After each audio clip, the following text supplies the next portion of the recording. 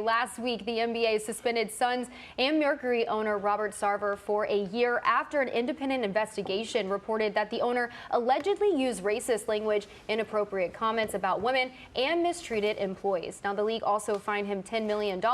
And earlier today, Sarver released a statement saying he will begin the process of selling both the Suns and Mercury. And for more on this, we welcome in our very own Shams Charania. Shams, why did Sarver decide to outright sell just a week after his one-year suspension and being fined $10 million? Brooke, it's the power of the people, because I think really public pressure, when you look at players, sponsors, of course, financial, we have to look at the end of the day, it's all about dollars and cents.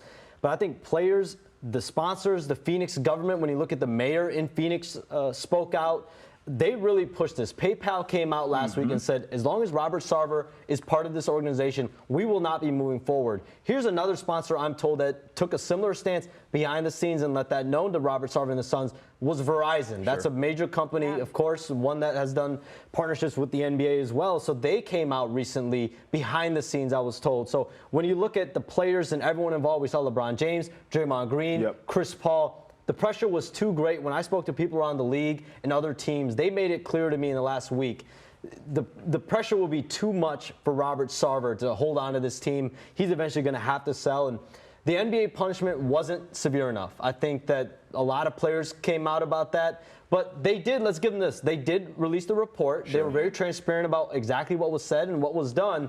And in a lot of ways, what Adam Silver, did cause this, the ripple effect, the one-year suspension. I really wonder if the lifetime ban was issued, what would have happened. But either way, Robert Sarver is on his way out. It's interesting that you say that with Commissioner Silver, because it almost felt like he teed it up to a place where the public would be able to force this exact situation to happen. And you mentioned the power of the people. The caliber of player that stood up and said something about this really stands out to you. You got some of the best guys around the league that are known for being visible and responsible in the community that were taking a stand. I think that's important. You mentioned the sponsors, and when the money dries up, things have to change.